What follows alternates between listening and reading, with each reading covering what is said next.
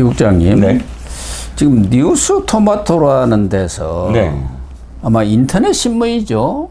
아니요, 신문 나옵니다. 아, 그렇습니까? 예, 예. 뭐 일반인들한테는 많이 알려진 그런 큰 언론사는 네. 아닌데 여기서 지금 김건희 여사의 총선 개입 관련 기사를 잇따라 내놓고 있네요. 네, 그렇죠. 한 번은 지난 총선 개입 관련 기사를 냈고 지금 19일이죠. 네네. 19일에는 과거 재보선 네. 개입설 네. 이것을 터뜨렸는데 그 중심에는 지금 김영선 전 의원이 있는 거 아닙니까? 그렇죠. 그 어떤 내용인가요? 자, 이제 추석 연휴 전에 뉴스토마토가 김건희 여사의 공천 개입설을 치고 나왔습니다. 짧게 내용을 말씀드리면 지난번에 왜 김영선 의원 아시죠? 서울에서 2번 떨어지고 한 10년을 오선 의원 5선인데 4선까지 하고 2번을 떨어졌어요. 그래서 이제 공천도 안 받고 못 받고 하던 사람을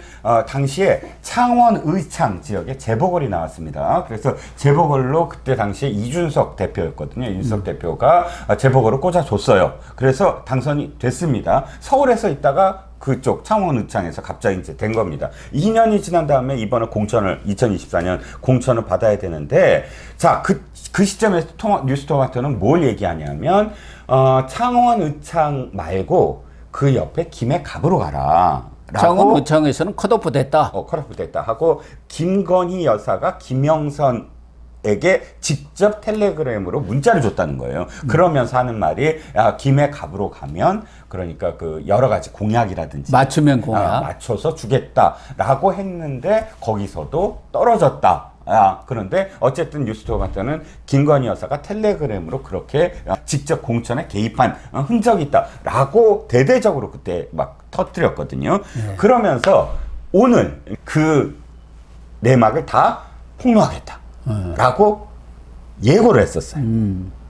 그래서 오늘 난리가 났죠. 저도 아침에 일어나서 들어갔는데 19일자라. 못 들어갔어요. 기사야, 예, 예. 왜냐면 하도 폭주를 해서 안 뜨더라고요. 그 들어가서 봤습니다. 그래 어떻게 됐습니까? 들어가 봤는데 사람들은 모두 다 이걸 생각을 했어요. 문자가 이제 캡처해서 나오겠지. 그러니까 김건희 그리고 김영선해서 아니 뭐 저 옆으로 가세요. 네 알겠습니다. 갈게. 이렇게 나올 줄 알았더니 없어요. 그런 게 전혀 없이 녹취록은 뭐가 있냐면 자 여기서 명 씨가 등장합니다. 명모 씨, MC가 등장하는데 이 MC가 김영선과 아주 가까운 그런 그 정치 브로커 같은 사람이에요. 왜 정치꾼들 있잖아요. 왜? 뭐 명태균 씨라고 이렇게 알려져 있는 것 같아요. 명태균. 이 사람이 등장을 하는데 이 사람과 김영선이 거의 한 세트로 움직인 것 같아요. 그러니까 공천과 관련해서 이번에 뉴스토마토가 그러니까 19일 날 폭로한 건 이 사람의 녹취예요. 명태균이 직접 말한 녹취가 있어요. 그걸 깠습니다. 그런데 내용은 이런 거예요. 아니 내가 김건희 여사한테 보고해야 되는데 이 기사 빨리 써. 그러니까 이 사람 말을 통해서 김건희 여사와 자기가 관련이 있다. 맨날 내가 보고를 한다라는 뭐랄까 과시 이런 내용들은 많아요. 오늘. 그런데 실질적으로 김건희 여사의 말이라든지 혹은 문자로서 무엇을 지시한 직접적인 증거는 없었다는 겁니다. 그러면은 이 김건희 여사와 이 명모 씨, 명태균 씨와의 그 텔레그램 내용은 나와 있습니까? 아니요. 주고받은 거. 안 나왔습니다. 그러면 이 명태균 씨가 누구하고 이런 문자를 주고받은 것들이 나온 그러니까 거예요? 명태균 씨는 자기가 직접 김건희 여사와 전화도 하고 텔레그램을 받았지 김건희 여사가 김영선과 직접적으로 텔레그램 한 적은 없다라는 게 명태균 씨의 주장이에요. 그러니까 지금 뉴스토마토가 잘못하고 있다. 뉴스토마토가 지금 그 다른 사람들 뭐 그 개입된 사람이 3사람인데 그 사람들 말만 믿고 마치 직접적으로 김건희 여사가 김영선에게 직접 지시를 하거나 혹은 개입을 한 것처럼 얘기하는데 그런 거 없다. 내가 직접 했고 사실은 그 안의 내용도 개입 뭐 이렇게 움직여라 뭐라 이런 내용 하나도 없다라고 선을 그어버렸습니다. 그러니까 명태균 씨는 자기가 김건희 여사하고 이전부터 소통하고. 친분이 있어서 계속 소통해갖고 그런 문제를 중재를 했다 할까? 네. 그렇게 했지 예, 직접 예. 김영선과 직접적으로 한 것은 없다. 아니다. 그런 얘기 아닙니까? 예. 그렇죠. 그리고 이 명태균 씨가 무슨 이 씨와 통화를 통해서 지금 바로 김영선이 이거 결정 났어. 뭐 이렇게 공천 탈락했으니까 빨리 공천 탈락할 것 같으니까 내가 이걸 기사화해. 아마 기자인 것 같아요. 이 알파벳 이 씨가. 그래서 기사를 한 걸 내가 바로 받아갖고 보고를 할게. 김 여사에게. 이런 내용입니다. 그러니까 이 명 씨가 네. 김 여사하고 뭔가 텔레그램이든 전화든 이게 주고받은 것만은 사실인 것 같네요. 뭐 그것도 근데 솔직히 말씀드리면 나와야 뭔가 그게 증거가 있어야 그걸 우리가 사실로 확인해야 하는데 이 사람이 마치 허세. 내가 뭐든지 다 할 수 있어. 난 친하거든. 이렇게 이야기할 수도 있죠. 그 가능성도 배제는 못하죠. 그런데 이 과정에서 네. 개혁신당의 이준석 전 대표하고 천하람 네. 두 의원이 지금 개입돼 있는 게 사실 아닙니까? 네, 또 네. 이준석 의원도 그 기사에서 A 의원이라고 네, 네. 그러니까 소스로 말한 사람이 바로 나다 이렇게 네. 얘기하면서 자기도 뭐 그 텔레그램 봤다. 그런데 공천에 꼭 개입됐는지 안 됐는지는 내가 확신할 수 없다. 뭐 이렇게 얘기를 했지 않습니까? 네. 자, 이게 어떤 대목이냐면 제가 어디까지 말씀을 드렸냐면 자, 창원 의창에서 김해 갑으로 공천 신청을 했다가 떨어지잖아요. 거기까지 제가 말씀을 드렸습니다. 근데 그 다음 상황이 어떤 상황이냐면 김영선이 그러니까 양쪽이 얘기가 다르지만 김영선과 이준석 천하람이 만나요. 만난 건 사실인 것 같습니다. 그런데 양쪽이 지금 서로 다른 게 이준석 천하람은 김영선이 찾아왔다. 그래갖고 화가 나서 자기가 김해 갑에서 떨어진 게 화가 나서 텔레그램을 보여주더라. 김영선이. 근데 그 텔레그램을 봤더니 뭐 김건희 여사가 뭐 이렇게 이런 얘기를 했대더라 라는 게 이준석 쪽 처음에 A 의원의 얘기였어요. 예. A 의원의. 근데 김영선 측에서는 만난 건 사실이지만 내가 만난 게 아니라 만나자고 이준석이 얘기했다. 그래서 하동의 칠불사라는 절에 새벽 1시에 만났다. 그곳까지 찾아왔더라. 이준석과 천하람이. 그러고서 뭘 종용을 했냐면 개혁신당에 비례 1번을 줄 테니까 여자니까 1번 가능하잖아요. 네. 그리고 거의 1번은 무조건 되잖아요. 네. 줄 테니까 김건희 여사와 관련돼서 비판적인 기자회견을 해라. 그 터트려라 그 얘기 아닙니까? 그렇죠. 예, 터뜨려라. 사실 김영선이는 들리는 이야기는 이 창원 의창에서도 컷오프되고 그래가지고 이제 김해 갑으로 출마하겠다고 했는데 거기도 지금 알려지기는 한동훈의 벽에 막혀가지고 거기서도 또 컷오프 돼버린 거 아닙니까? 아예 경선에도 못 그렇죠. 들어가니까 엄청나게 화가 나가지고 예. 그냥 펄펄펄 뛰었다. 그런 얘기도 있지 예, 않습니까? 펄펄 뛰어서 이준석을 만났다. 그것이 이제 연결을 시키죠, 되겠죠. 예. 그렇게 되는 거 보면은 뭔가 이 우선 김건희 여사와 김영선의 공천관에 뭔가 관련이 좀 있는 것 아니냐는 게 분명히 드러나는 것이고 네네. 이 이준석이가 그러한 정보를 입수를 해가지고 네네.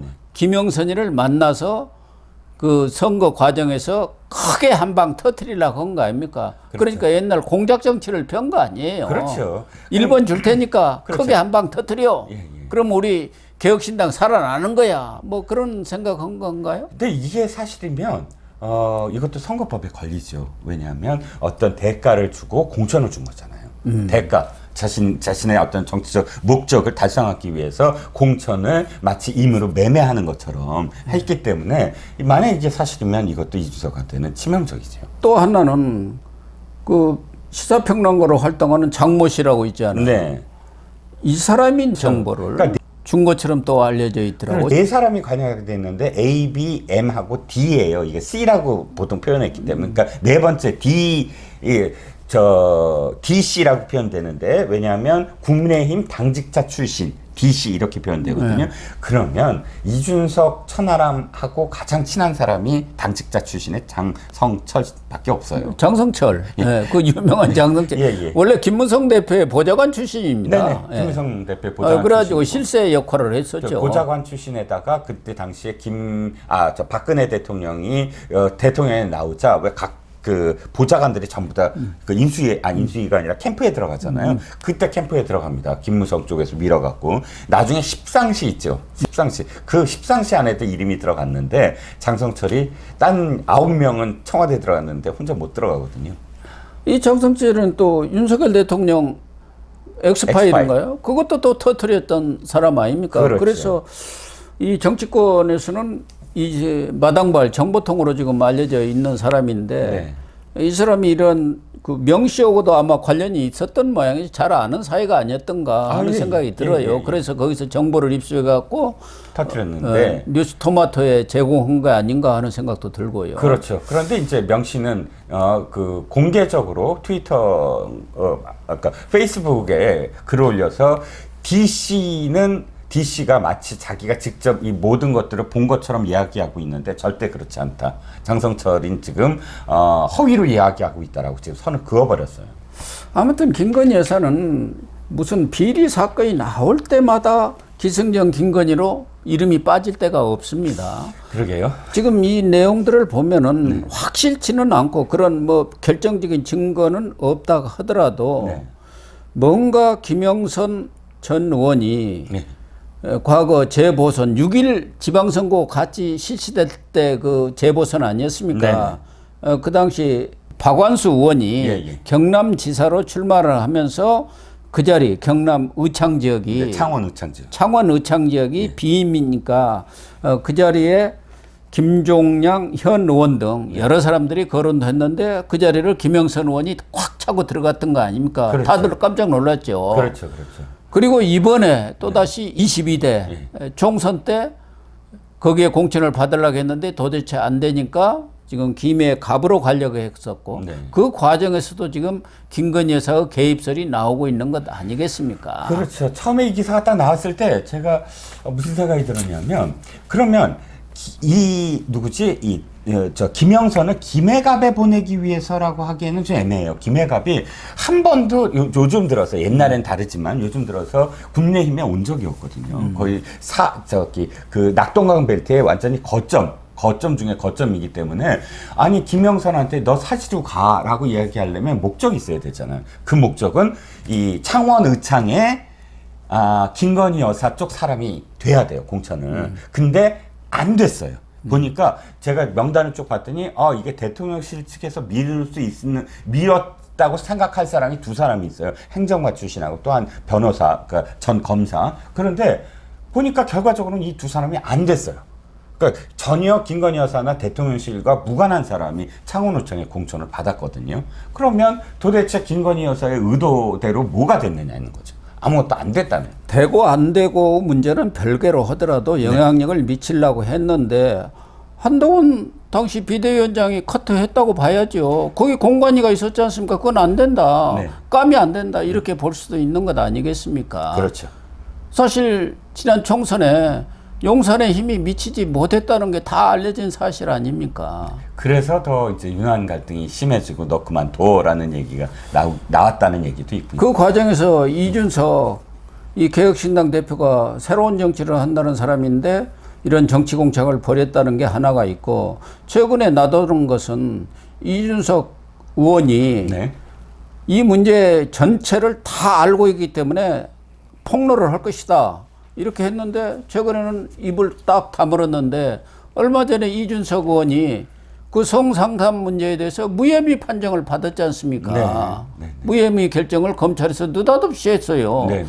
이런 것과 뭔가 연관이 되어 있는 것 아니냐. 뭔가 딜을 막고 해서 한 것 아니냐는 얘기까지도 지금 나오고 있는 거 아니에요. 예, 그건 이제 뭐 사실 치라시 등에서 이제 치라시에 지금 나오고 이야기입니다. 그런데 사실 그거는 저는 이제 그 호사가들의 이야기일 수밖에 없다. 왜냐하면 그게 만약 사실이 된다고 한다면 검찰의 수사를 대통령실이나 이쪽에서 완전히 개입을 해서 좌지우지한다는 게 전제가 돼야만 딜이 가능한 건데 그거를 전제로 할 수가 있을까 공식적으로 그건 불가능할 것 같고요. 그럼에도 불구하고 현재 이준석과 천하람 등 이 개혁신당의 인사들 김철근 등 포함해서 전부 다 그 녹취록 그러니까 텔레그램에 그거 다 봤는데 별거 아니야.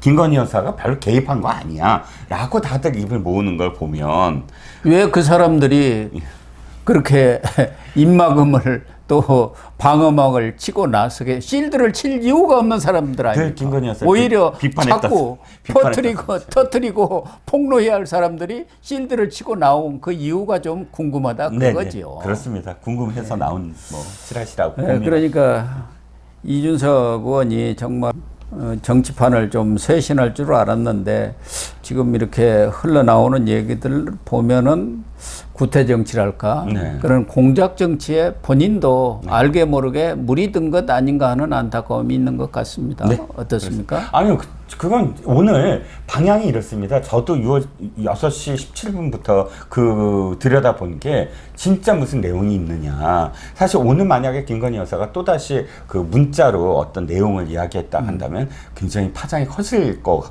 됐거든요. 그런데 그런 게 까지지 않고 도리어 아까 말씀드린 대로 이준석 대표의 7불4 사건이 부각이 되니까 이준석과 김영선의 진실 공방 이렇게 지금 분위기가 바뀌고 있거든요. 그래서 이 핵심이 이준석 대표에 대한 전 대표에 대한 어떤 실망 이게 오늘 그 커뮤니티에서 가장 크게 지금 부각되고 있구나라는 게 느껴집니다. 예, 진실은 좀 더 지켜봐야 네. 나올 것 같습니다. 네, 시청자 여러분, 오늘 방송은 여기서 마치도록 하겠습니다. 시청해 주셔서 감사합니다.